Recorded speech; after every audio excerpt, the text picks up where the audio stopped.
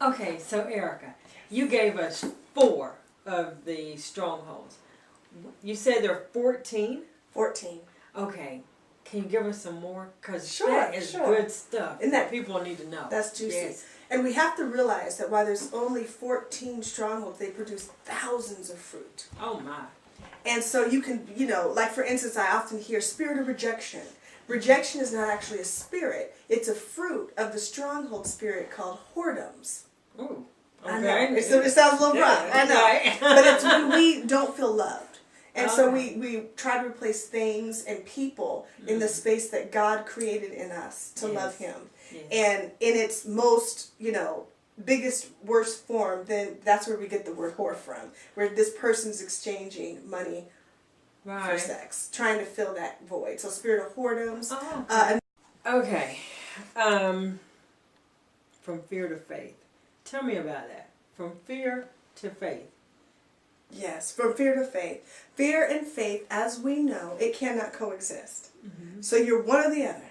You're either in fear or you're in faith. Mm-hmm. We can't go, okay, God, my faith is, I have 3/4 faith, 1/4 fear. It doesn't work that way. Right. And so you got to move from fear to faith. And remember the definition, the lack of surrender or submission to God. Right. And so God actually allows fear so we can identify the areas that we aren't in faith about. And so if you want to move from fear to faith, you've got to pay attention to your fear. Wow. And we've been taught. You got that? I'm sorry. Say that again. Yeah, that was good. Right. But if you want to move from fear to faith, you've got to pay attention to your fear. Because God allows fear so you can identify the areas you're off. Yeah. And we've been taught fears, it's just the enemy, get rid of it, don't look at it. But you have to take a look at, what am I afraid of? What am I not believing God for? Yeah. Where am I fearing? And then those are the areas it literally produces a list of the things that you need to be in prayer about. And you need to strengthen your faith around. So that's how you begin to actually use your fear to move from fear to faith. Right. And yes. Oh, do I know that process well? Yes. So, okay, as we're moving into the holiday season, the Christmas season, and everything is supposed to be focused on Jesus Christ and His birth, but because of commercialism and everything else that goes on in the world, there are people who are sitting and they're depressed. There are people who are sitting and they're like, well, I can't afford for my children. Or, you know what, I want to have all of these people in for the holiday and give this big feast, but I don't have the money for it. So what do you say to those people who are allowing fear to dominate this celebration of Jesus' birth, but that fear is there first? Ooh, that's good. That's good. Well, there's 2 different levels I would speak on. Okay. First, in the natural level, is we've got to, like you said, that you often hear remember the reason for the season. Right. But we really have to remember what we're up to. Because when we buy into the materialism of the world, we're actually furthering the agenda of Satan. And so we have to be very clear about what we're doing in the natural. I would say it's a really great season to pay attention to what you have.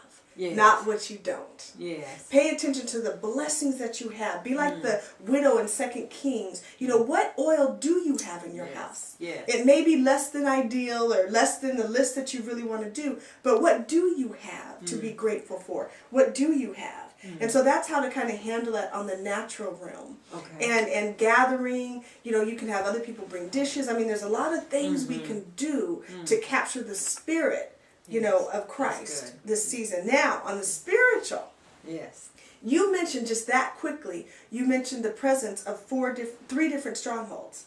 So if you're depressed, you have to understand that's a fruit of the spirit of heaviness.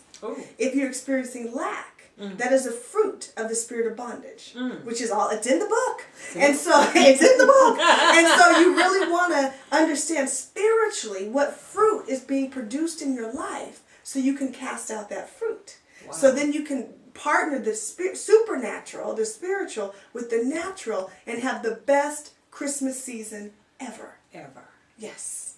And each season after be the best ever. Yes. Okay, so as we move into this season, Yes.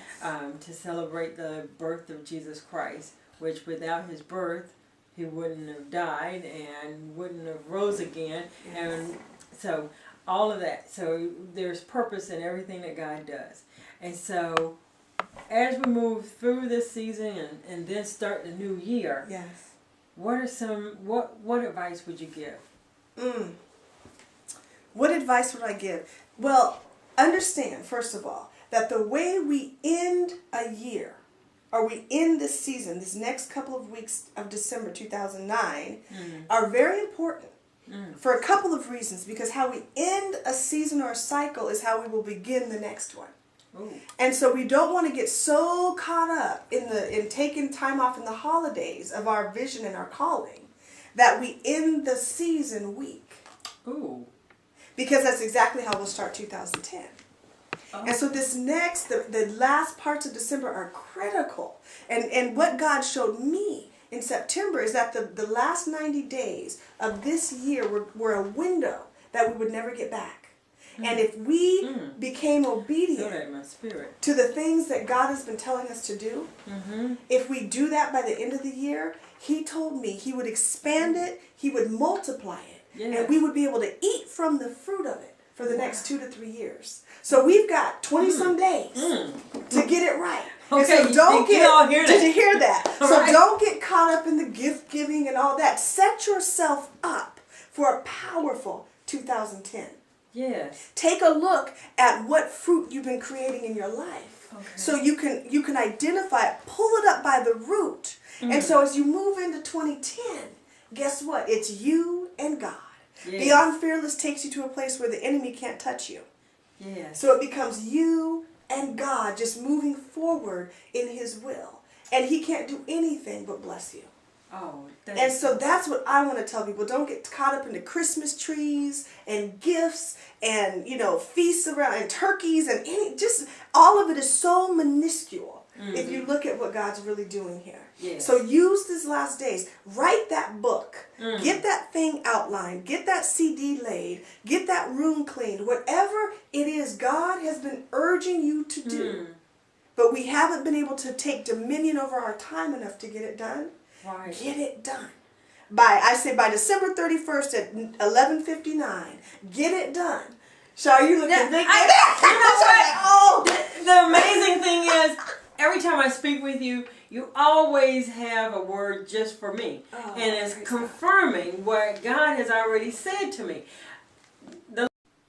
So you can find out more about my life's work at www.erickajackson.com. And remember the C and the K, you guys. That's ERICKA Jackson.com. And get your Beyond Fearless book. And you can go to beyondfearlessnow.com. I've got some incredible programs and resources on there for you. So please visit. Thanks for this time. All right. So excited. Thank you.